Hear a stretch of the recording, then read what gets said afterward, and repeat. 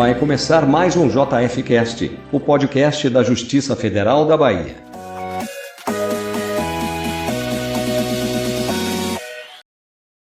Fiquei no que era antigamente o NUCAD. Existia a separação do NUCAD e no AGE. O NUCAD, com o Dr. Hélio Reis, primeiro, que estava se aposentando, e ficou lá, suponho que para passar o tempo final dele aqui na casa, e depois Sérgio Cardoso que entrou, né? Lá, na salinha aqui onde hoje funciona telefone, talvez um pedaço do NUBS, aquela sala ali do primeiro subsolo, né? Isso. Aquela sala trabalhávamos cinco.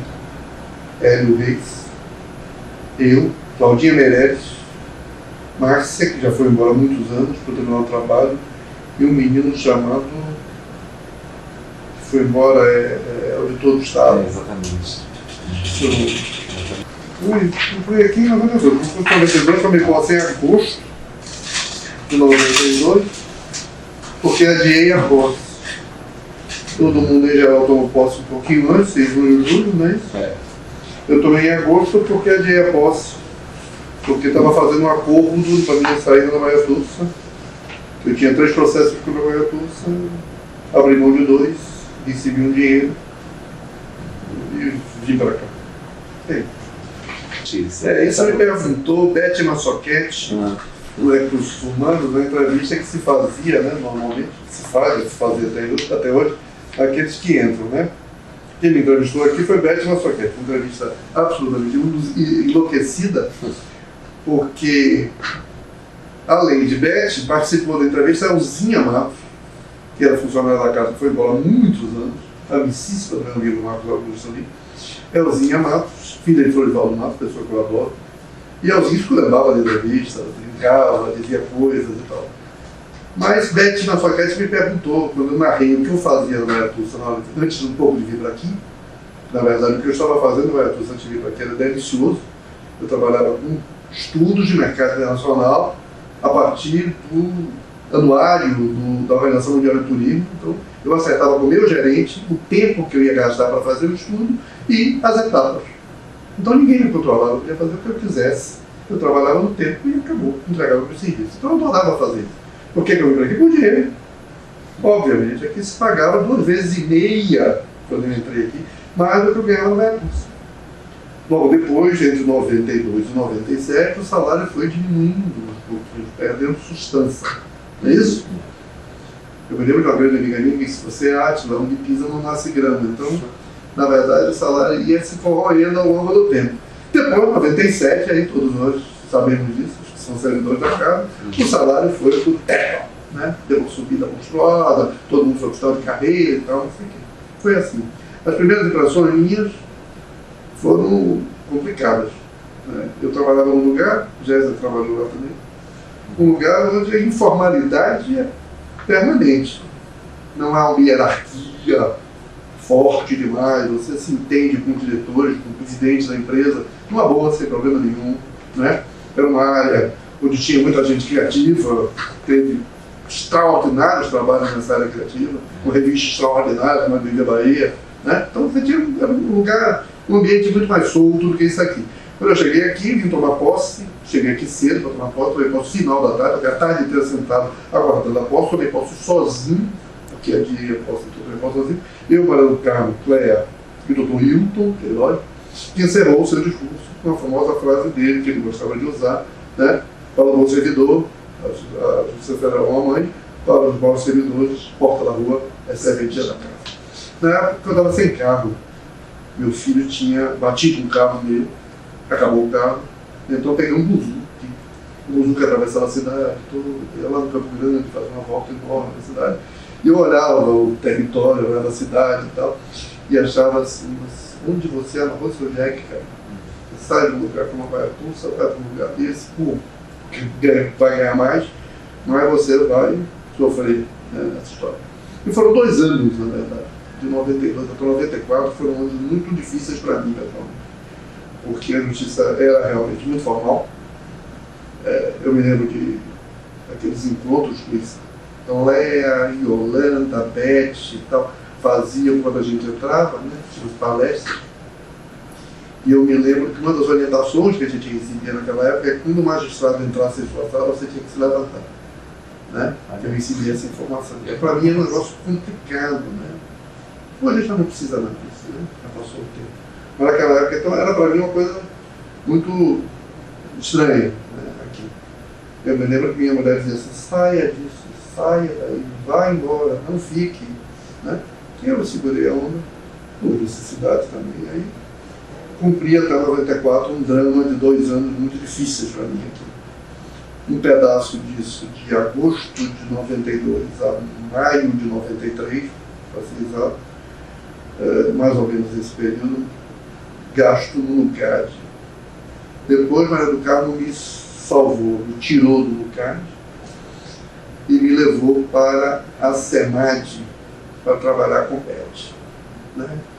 E a SEMAD, na época, fazia algumas coisas. O que sobrava, o que fazia o boletim, era um boletim tenebroso, feito no MAMPS, que antes era feito na biblioteca, feito no MAMPS. Não existia computador pessoal, PC não existia naquela época. Né? Então a gente começou a fazer essas coisas. E tentar fazer alguma coisa ali nessa área, porque o meu carro veio para me salvar. Né? Aí tinha uma relação pessoal também nisso. Né? Eu sou ainda amigo do meu irmão, João de Deus, que foi diretor da Telebaria, né? E João foi da mesma escola que eu, no mesmo colégio que eu, um pouco mais adiantado que eu, colégio de aplicação, que era da UFBA. João devia ser 2 anos menos que eu, mais ou menos. E João foi militante político como eu fui durante 40 anos. E João foi meio partido que eu, da comunista brasileira, durante um tempo. Então, convivíamos bastante, eu me dou bem com o João até hoje.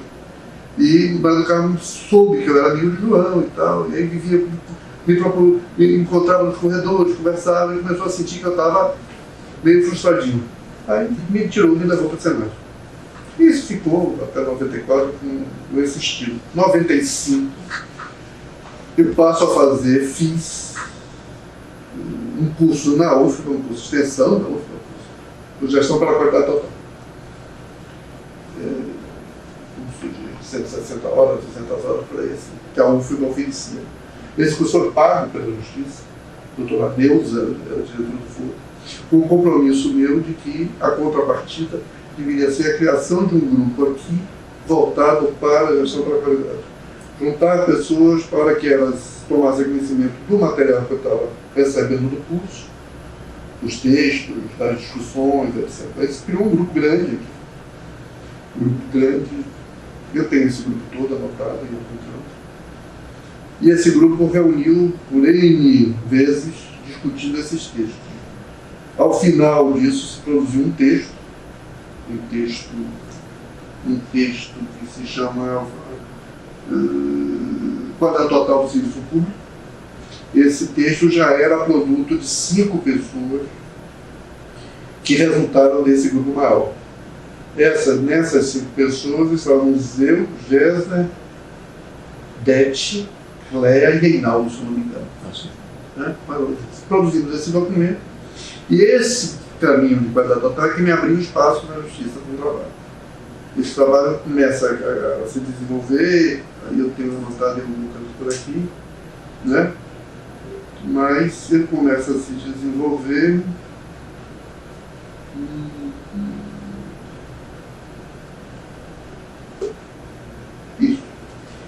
com algumas atividades de sensibilização, cursos, palestras, etc. Então a gente fez algumas coisas nessa área. Trouxemos, graças ao nome de Deus, inclusive, trouxemos o presidente da Telebaria na época, que era Cidu Arakawa, que era a Telebaria no exemplo nessa área de qualidade. Trouxemos o menino Solange Lameiro, que foi minha professora de português, mas era responsável pelo trabalho de qualidade da Prefeitura de Salvador, à época, veio para cá, fazer palestra. Houve um curso aqui do cara. Houve algumas coisas nessa área. E a partir de 99, se a memória não me falha, ou 97, não me lembro bem. Aí eu fiz o meu primeiro trabalho na Justiça na área de qualidade. Foi o trabalho na 15ª, que ainda não era GEF. Ainda era uma vara civil normal. Quando eu estou em Itagiba, o cara estava preso. E eu hoje estava dizendo aí em cima, na quinta palestra do negócio dos diálogos de gestão, que nos meus 25 anos e alguns meses de justiça foi a coisa mais prazerosa que eu fiz em minha vida na Justiça Federal. Foi da 15ª. Outros trabalhos que eu fiz aqui, talvez tenham rendido mais imagem, coisa parecida. O da 12ª que eu fiz depois, que era Beli Pimenta, na direção da vara, Patrícia Moraes Menezes era mulher do CEPOD, era supervisora do CEPOD lá, a doutora Mônica era juíza da vara, a doutora Mônica estava fora fazendo doutorado. Aí convivia ali com alguns juízes que estavam chegando, né? Estavam substituindo o doutor Irã, o Fábio Ramiro, se eu não me engano, estavam vindo para aqui. Mas o grande trabalho, o trabalho que me deu mais prazer foi o da 15ª, por quê? Primeiro porque o doutor Itagiba me chamou para fazer esse trabalho, me convidou para fazer esse trabalho, e eu disse, doutor, eu aprendi alguma coisa de qualidade teoricamente, mas não tenho nenhuma prática, eu nunca realizei nenhum trabalho de gestão para qualidade em lugar nenhum. Então ele disse, vamos topar, vamos fazer, vamos testar. Né? E fizemos. Era um desafio para mim e para ele fazer aquela loucura. E era o quê? Esses trabalhos que foram feitos na 15ª, na 12ª e depois na 4ª vara, era o quê? Eram trabalhos em que a gente reunia toda a vara, gabinete e secretaria, para discutir como se realizava um processo de trabalho na vara. E a vara, ela mesma, ia, aos poucos, revisando o seu processo de trabalho, né? Enxugando etapas, vendo como é que esse processo se realizava. Desde a autuação, despacho, que na época se chamava expediente de máquina, né? Elaboração de textos e tal, né? Publicação, então tudo isso era passado em discussão.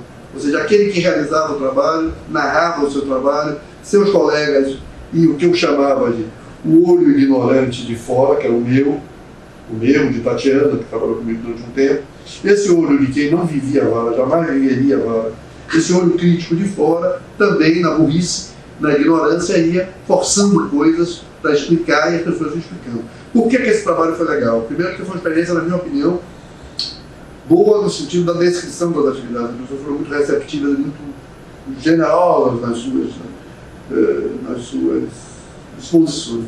E o doutor Itagiba tinha uma disponibilidade raríssima em juízes, né? Muito rara. Eu conto sempre um episódio.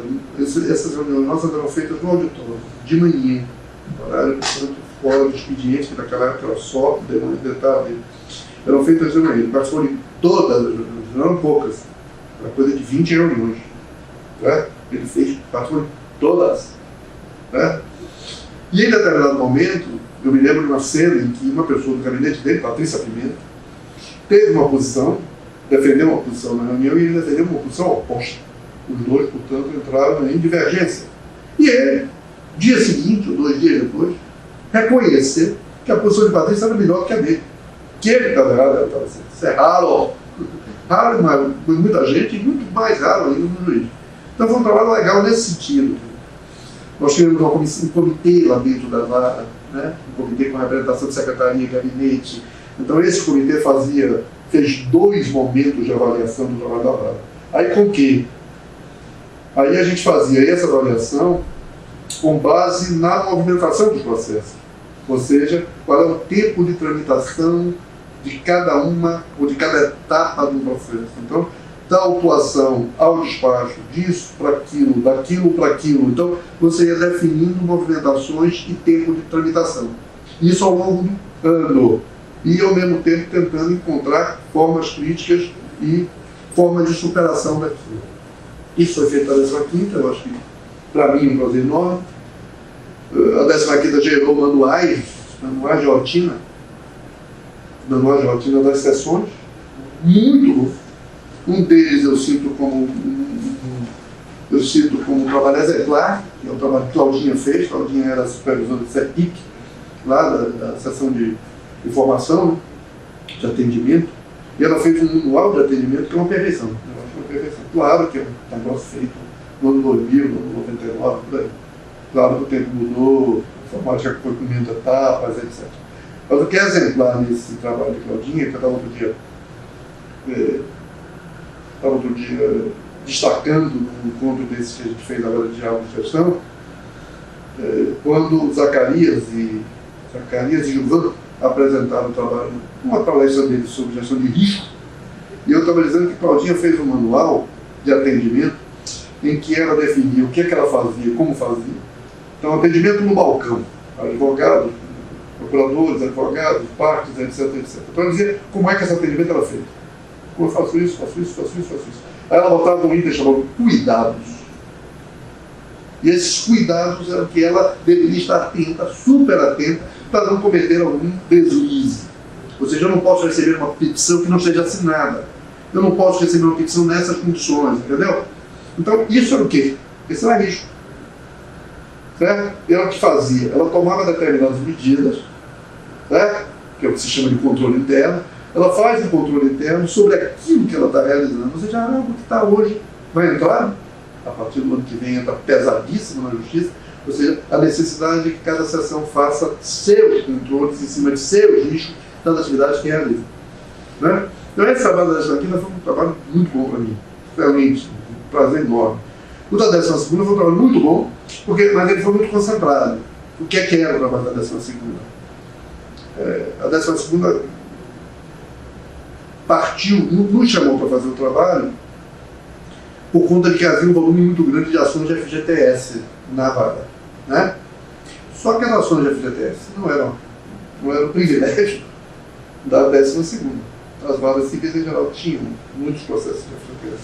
E nós descobrimos, no trabalho de lá, primeiro descobrimos a possibilidade de fazer enxugamentos na tramitação da ação.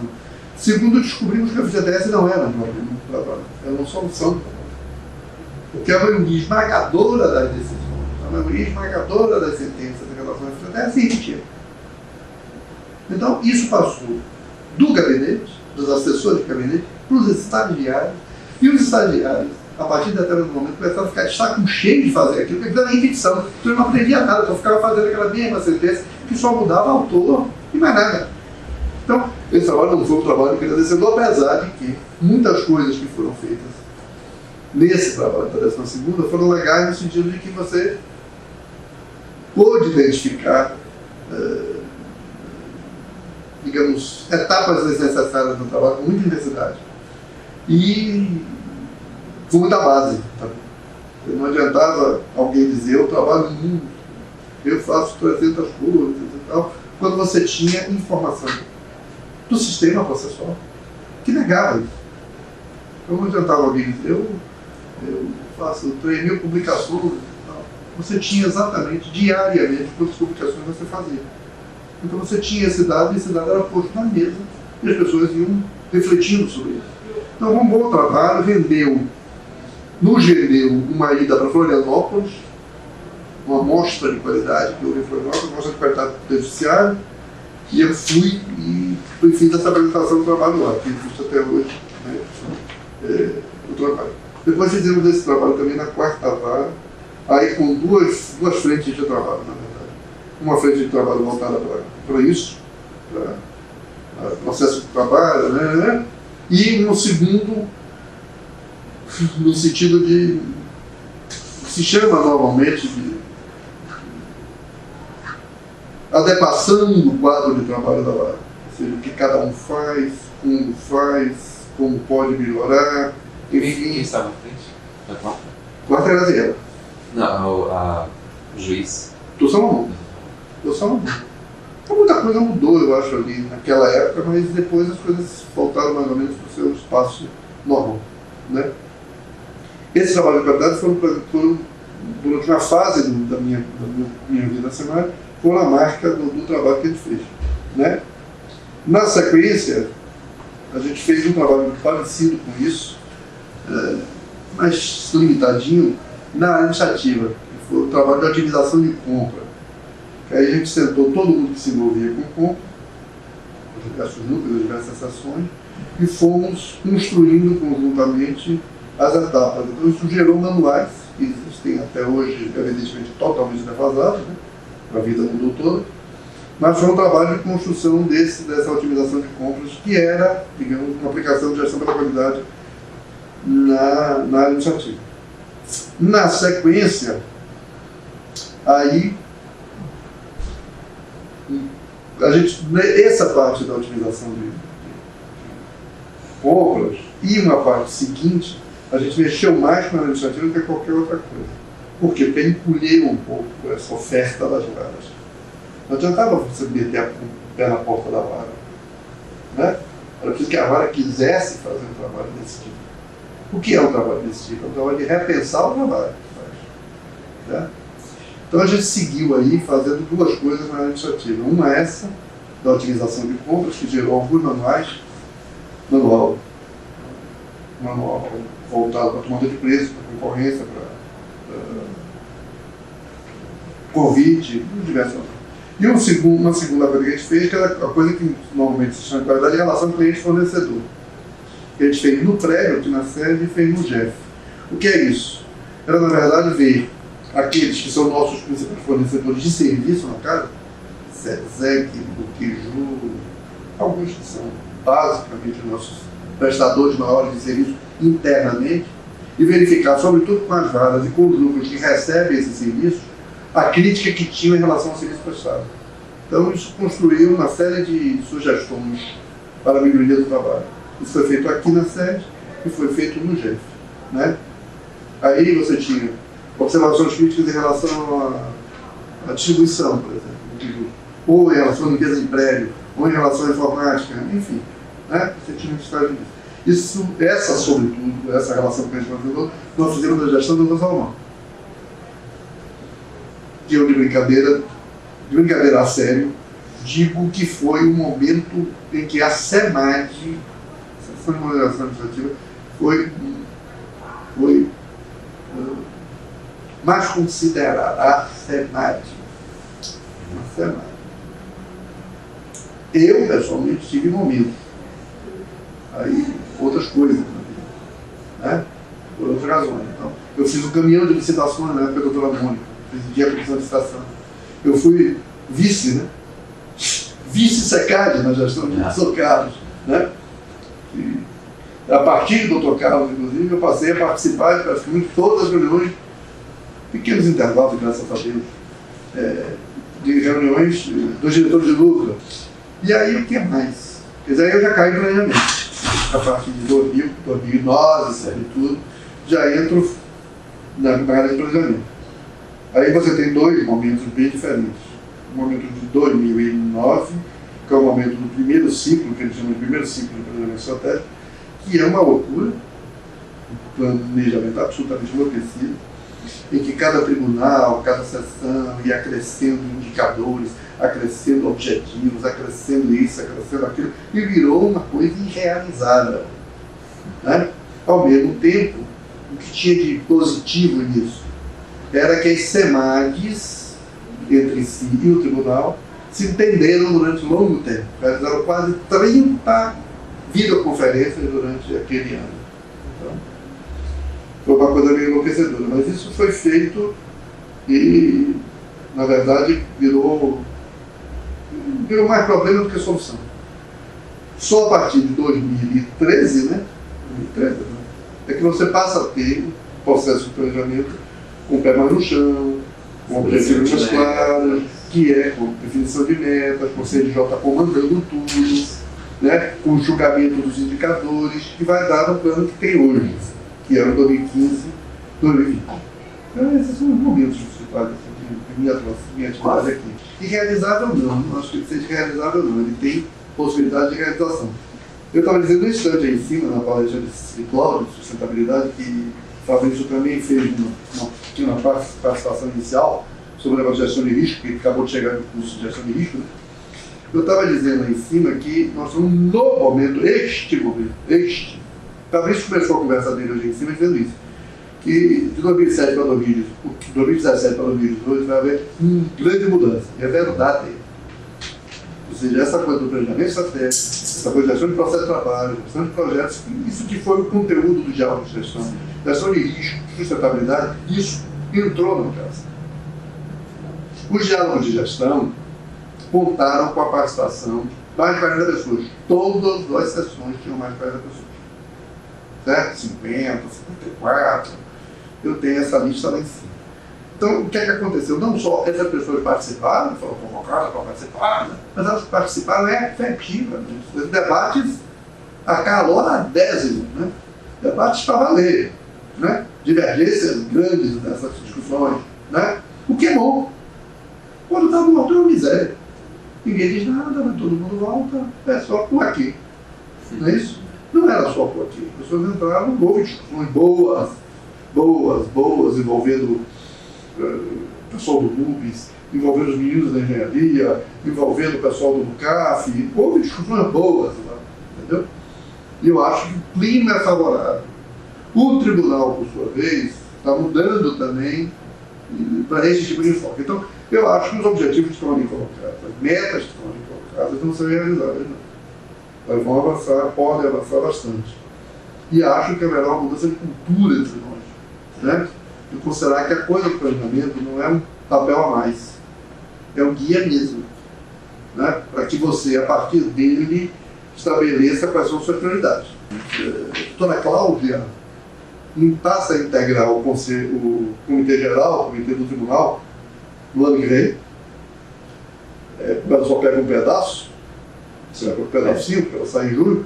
Logo depois, quem vier, pega o resto. Pega mais meio ano, um ano e meio. Aí precisa olhar lá em cima. Então, porque isso é um rodízio. E chegou a hora da Bahia. A hora da Bahia ela vai pegar um pedaço, e quem vier pega outro pedaço, não sei quem virá. O que eu diria, eu já disse. Quem vai me substituir é Fabrício. Pelo menos tudo está levando a isso, né? E um nome que eu gosto muito, pessoalmente, eu acho que é um nome bom para substituir, primeiro porque ele tem um incômodo, uma necessidade de se mexer para mudança. Se você me perguntar o que é que eu fiz aqui nesse tempo, nesses 25 anos, a maior parte do meu tempo aqui foi gasto em brigar por mudança. Né? E não deixar as coisas ficarem como elas sempre foram. Né? Eu sempre fiz assim, sempre. Porque dizem já sobre a qualidade que bom gerente é o gerente que tem problema. Né? E problema é o resultado que eu não desejo. Quando eu tenho um resultado que eu não quero, que eu não desejo, né? Esse é um problema para mim. Então eu tenho que correr atrás para alcançar aquilo. Então, para Fabrício, a única coisa que eu digo a Fabrício, que eu posso dizer a Fabrício, disse agora, neste instante lá em cima, é que se concentre, considere que a coisa mais importante que ele tem na mão, que a justiça tem na mão, chama-se planejamento estratégico. Não adianta imaginar que é risco, porque risco vem fedendo agora. E risco corresponde muito ao gosto e ao desejo do TCU. Não nada contra, mas corresponde. Mas risco é algo que você vai prestar atenção, acompanhar, ter controles nos processos de trabalho. E os processos de trabalho não existem em si mesmos. Os processos de trabalho existem para quê? Para realizar os objetivos estratégicos. Isso é claro. Nós precisamos ter, eu vi Manuela hoje, disse até lá, viu Manuela hoje dizer, nessa reunião, ela também voltou do curso, agora, com gestão de risco. Fizeram o curso, ela, Parelli e Fabrício.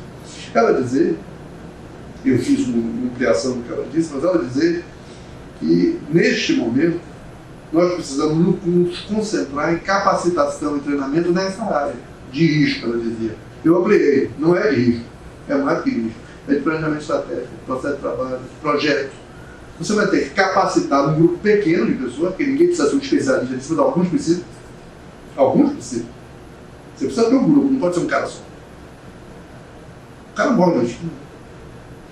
Não é isso? Tomar uma bola perdida. Então desiste disso aqui, faz um outro concurso, vai embora, te dá uma loteria. Né? Então você precisa ter um grupo que entenda bastante de projeto, de processo de trabalho, de risco. De risco tem que ter um time de auditoria, né? De risco, né? De sustentabilidade, de planejamento estratégico. Então, de gente que entenda bem dessas coisas, né? e ao mesmo tempo precisa de gente treinada para realizar essas coisas lá na sua sessão. Ou seja, na biblioteca, no Zineide, vai ter que identificar quais são os riscos que ela corre na biblioteca, nos seus processos de trabalho. Quais são os seus processos de trabalho? Né? Você atende público, você atende pessoas, não sei que tamanho isso tem hoje, porque a informática sai comendo tudo, né? Sai comendo tudo. Aquele tempo que tinha aquele bocado de menino, um bocado de estudante, deve ter dançado aquilo, né? Então, o que é que você realiza? Né? Você recebe, digamos, informações que precisa disseminar, que precisa fazer com que elas circulem. Você hoje está muito à frente da coisa da gestão do conhecimento. Para quê? Para difundir, disseminar esse conhecimento. Então, o que é que você tem de risco nisso aí? Quais são os problemas que você vai enfrentar nisso aí? Né? Então, o Zineide vai ter que identificar, inclusive seu time, vai ter que identificar que riscos tem aí. O risco de que você tenha, sei lá, instrumentos, ferramentas de disseminação que não sejam boas, que sejam fracas. Que sejam instrumentos de divulgação, de comunicação, que não sejam atraentes. Nós vivemos numa era, pelo amor de Jesus Cristo, né? Nessa área de comunicação aí, de vocês, né? É festa. Você tem variações enormes hoje de comunicar. Certo? Eu sou de uma época onde o rico, o bonito, o que é atraente nessa área de comunicação era o quê? Eram algumas agências de propaganda que acertavam na mosca. Faziam coisas extraordinárias, né? Slogans maravilhosos. Eu sempre gostei disso, adorava, não para fazer, mas, né? Eu me lembro de uma famoso slogan da Telebahia, que disse que foi criado como funcionário da Bahia. A Telebahia, uma forte ligação com você.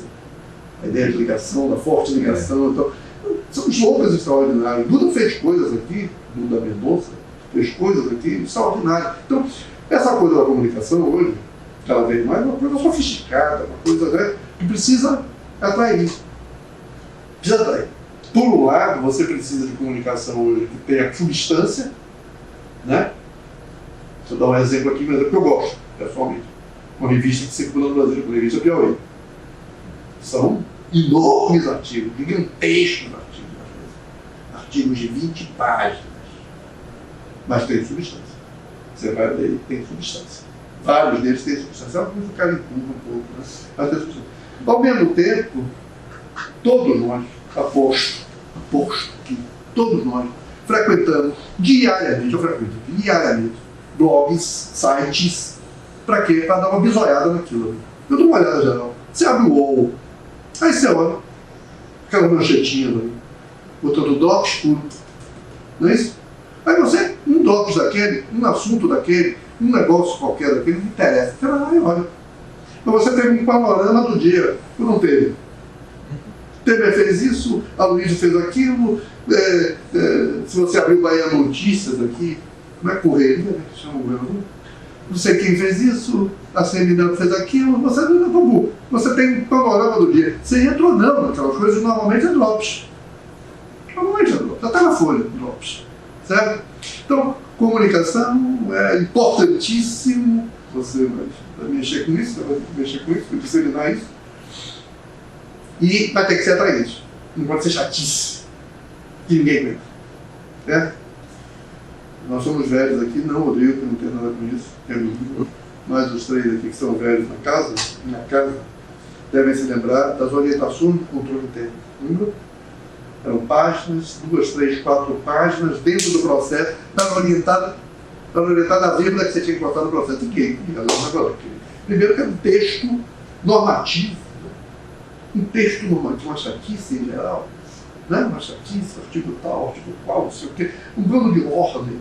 Quando o cara precisava saber é o seguinte: põe a vírgula aqui, pum, acabou. Põe esse assunto assim, pum, acabou. O cara quer direto aquilo, porque aquilo não é o seu negócio. Entendeu? Ele está fazendo alguma coisa, digamos, sei lá. A Jane viajou, fez um curso, vai fazer um relatório dessa viagem, vai fazer um relatório. Isso é uma coisa simples. Isso não é o dia a dia de Jane. Ele não é viajante, não é caixeiro viajante, ele não vive viajando. Viajar para ele é uma circunstância pela justiça. Entendeu? O negócio dele é outro. Hoje, ele cuida de uma máquina administrativa, a mais pesada máquina administrativa da casa, porque aqui decide. tem que suprar do passado. Então, cuida, esse é o negócio dele, né? Então, relatório de viagem. Então, não precisa o cara saber como você enxuga, faz isso. O relatório de viagem você tem que informar isso e isso. Acabou, pronto. Aí você sabe informar. Foi o que você fez lá. Assistiu 2, 3, 4 palestras. Foi um curso que teve essa característica. Morreu para empregar. Então, no seu caso, por exemplo, para transmitir conhecimento, quais são os riscos que você tem? E quais são os controles que você vai estabelecer sobre isso? Certo? Então, os deles têm um treinamento, na minha opinião, para isso. Precisa ser a mais capacitada da casa para isso. Não é o principal negócio que você tem. Quem está no Senat, infelizmente, vai ter que atolar-se dessas coisas. Quem está na ouvidoria vai ter que atolar-se dessas coisas. Ficar preparado mesmo para isso. Mas quem está na ponta, realizando outras atividades muito mais importantes, né, vai precisar disso. Né? Então, eu acho que a Fabrício tem que fazer isso, na minha opinião, certo? Concentrar-se no planejamento estratégico, que é a diretriz principal, que é o caminho principal. Que ele vai dizer quais são os seus objetivos estratégicos. Então, o seu objetivo estratégico, por exemplo, é melhorar a gestão de pessoas. Isso é amplo para burro. O que é isso mesmo? O que é que se pode fazer para isso? Né? É capacitar as pessoas de qualquer coisa? Eu acho que não. É fazer curso de qualquer coisa? Não sei se é. Com todo respeito da minha ignorância, eu vou falar. Não tem jeito. O Enneagrama, 2 sessões, para a terceira sessão, era prioridade na casa nesse momento? Na minha opinião, não. Me desculpe, Fabrício, me desculpe. Todo mundo adorou. Eu estou na contramão. Todo mundo adorou. Pessoas que eu adoro na casa, com quem conversei, que participaram, adoraram.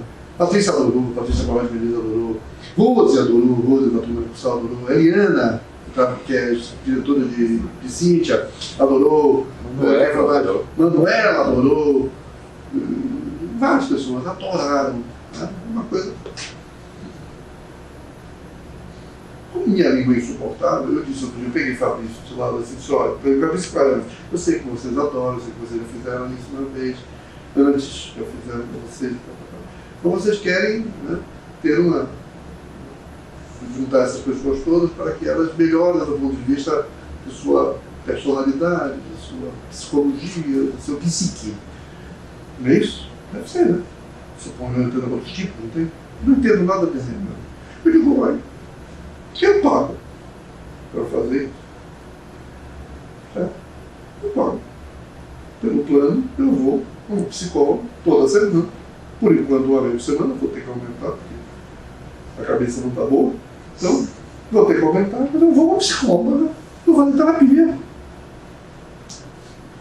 Está vendo, né? Não. Como eu digo a minha terapeuta, não é um ouvido, você não é um ouvido, não é verdade? Geralmente chega um bocado de coisa, coisas que eu não todas, né?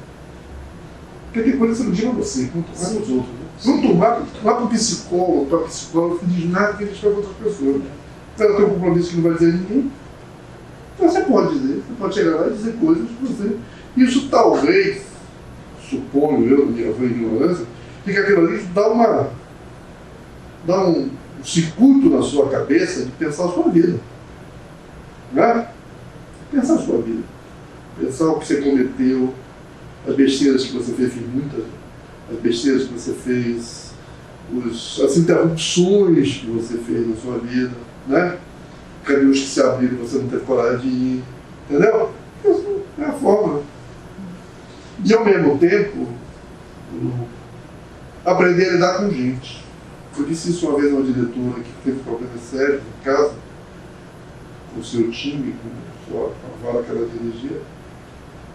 Ela me perguntou uma vez no elevador, depois de eu ter participado de um evento aqui com ela, durante 12 dias, ela me perguntou, ela ia assumir a vara, para dizer quem foi médico, ela ia assumir a vara e perguntou, o que é que você acha que é mais importante para o diretor de vara, para o diretor de vara, para o supervisor, para qualquer pessoa que tem um time, dirige um time, é lidar com gente. É lidar com gente. A coisa mais importante é lidar com gente. Claro que a partir de lidar com gente eu vou definir Você vai definir o que aquela unidade vai fazer de melhor, vai aperfeiçoar, etc. Mas lidar com gente não é fácil. Mas é a melhor coisa do mundo também. Não é fácil, mas é a melhor coisa do mundo. Porque é a diversidade das pessoas que interessa. Entendeu? O resto é divisão de banheiro. Eu acho que se pode dizer o seguinte: é possível mudar. É possível melhorar o lugar que a gente está, é possível melhorar o serviço que a gente presta, mesmo que a Justiça Federal seja um lugar de serviço de qualidade, inegavelmente. A maior parte do atendimento, do serviço prestado na Justiça, ele é um serviço de boa qualidade e um serviço, como é que eu diria, que mantém uma certa cordialidade do trato com o público. Eu não conheço com frequência coisas grosseiras com o público, etc. Coisa que acontece muito em outros lugares, em outros serviços públicos. Eu acho que a Justiça tem uma característica importante, que tem uma qualidade do servidor que é muito alta, boa, que talvez leve também a frustrações enormes.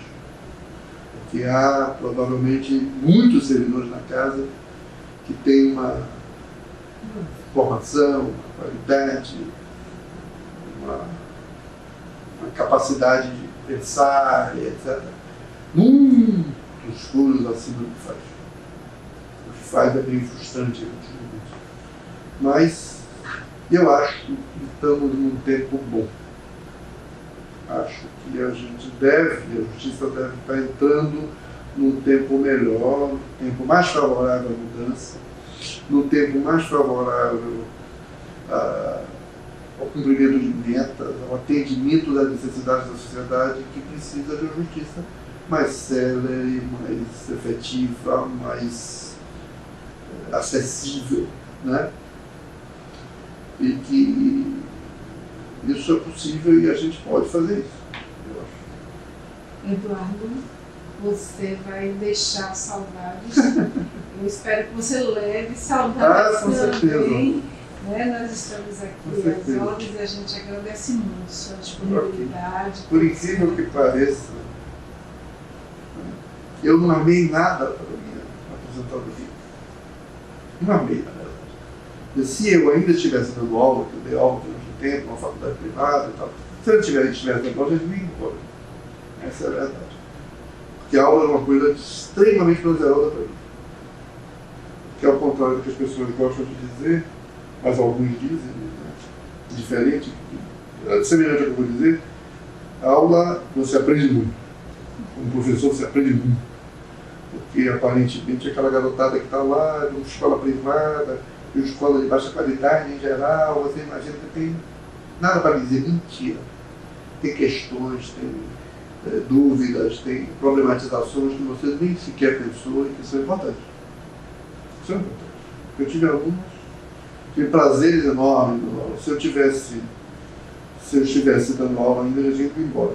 Mas não amei nada para mim essa vida. Eu vou ainda pensar o que fazer, talvez buscar uma coisinha ou outra que me dê certo fazer e complementar umas coisinhas que eu tenho que fazer também, provavelmente voltando a algumas coisas que parei pelo caminho, de aprendizado de língua que eu adoro, né? Então, acho que é por aí. Se candidatar a deputado. Não, isso nunca mais. Já parei com esse negócio. Muito obrigada. Obrigado a vocês.